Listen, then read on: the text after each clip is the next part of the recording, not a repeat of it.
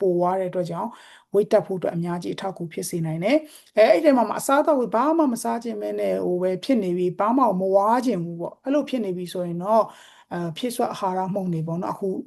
ကျွန်တော်တို့နိုင်ငံမှာရတဲ့အာဟာရမှုန့်တွေရှိလိမ့်မယ်ကျွန်တော်တို့နာမည်တွေတော့သိတော့မသိဘူးအဲ့တော့ဒီအာဟာရမှုန့်တွေကိုဖြော်တောက်မယ်ဆိုရင်လည်းတောက်လို့ရတယ်အခုဆို local brand တွေလည်းရှိတာပဲလေနော်ဒီ local brand တွေကိုအာဟာရမှုန့်တွေဖြော်တောက်လို့လည်းရတယ် local ပဲဖြစ်ဖြစ်နိုင်ငံခြားလာတာပဲဖြစ်ဖြစ်ကိုယ့်ရဲ့ဟိုပါပေါ့နော်budget နဲ့နော်ဒါရေရှည်သွားမှာဖြစ်တဲ့ကြောင့်ကိုယ့်ရဲ့ budget နဲ့ကိုက်ညီမဲ့အာဟာရမှုန့်တွေရွေးပြီးတော့တောက်လို့လည်းရပါတယ်ဒါကတော့ weight ကျနေပြီဆိုရင်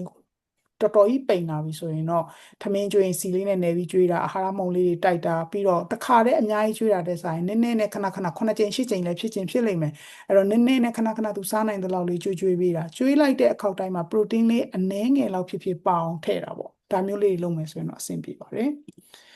အကဲကိုကဥမာကြီးကန်ဆာဖြစ်လို့ဥဖောက်ထားရတယ်ဘာညာဆိုရင်တော့เนาะတချို့ကကြာsorry เนาะမစင်အိမ်ပေါ့မစင်အိမ်ကန်ဆာဖြစ်လို့မစင်အိမ်ကြီးကိုထုတ်လိုက်ရတယ်ပြီးတော့ဥလေးကိုဖောက်ပြီးတော့ဘိုက်မှာအိတ်ကလေးနဲ့ထားရတဲ့လူနာတွေမှာဆိုရင်တော့ကျွန်တော်တို့က gas တွေအရင်ထွက်တဲ့အစားအစာတွေရှောင်ရမယ်ပေါ့เนาะအဲ့လိုမျိုးအိတ်ကလေးနဲ့ဟိုမစင်ကိုအိတ်လေးနဲ့အပြင်ကိုထုတ်ထားတဲ့သူတွေရှိတယ်လေအဲ့လိုဆိုရင်တော့အချိုရည်လိုမျိုးတွေပဲလိုမျိုးတွေကကြောင့်နည်းနည်းလေး gas တွေအရင်ထွက်တဲ့အစားအစာတွေမှာပါတယ်ပေါ့နော်သူတို့တက်တာမဖြစ်စေတဲ့အတွက်ကြောင့်ပဲတို့ဘာလို့မျိုးရှောင်းမှာအချိုရည်လိုမျိုးလေးတွေကိုရှောင်းမှာပြီးတော့ဂေါ်ဘီပေါ့နော်ဂေါ်ဘီတို့ပန်းဂေါ်ဘီတို့ကလည်းနည်းနည်းလေးလေပွားစေတဲ့အစားအစာတွေမှာပါတယ်ပေါ့နော်အဲ့ဒါလေးကိုလည်းရှောင်းသင့်ပါတယ်နောက်ကကျဥဖောက်ထားတဲ့သူတွေအစာကိုကြေညက်အောင်ဝါးဖို့တော့လိုအပ်တယ်နော်ဟိုအမြန်ပေါ့နော်ကိုရီဆိုရင်တော့ဘယ်လိုလဲဆိုတော့ထမင်းစားလိုက်ပြီးဆိုတော့ပြဆိုစားလိုက်တယ်ပြီးရင်သူအဆိုင်ရချိမယ်ဆိုပြီးတော့အလုပ်ပေးလိုက်တာပေါ့နော်အဲ့လိုလုပ်လို့တော့မရဘူးပေါ့ဥဖောက်ထားတဲ့သူတွေကကြာသူ့ရဲ့ဥမှာ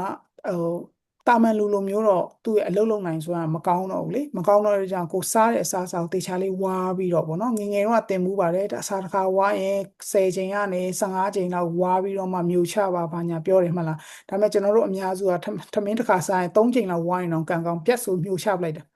နော်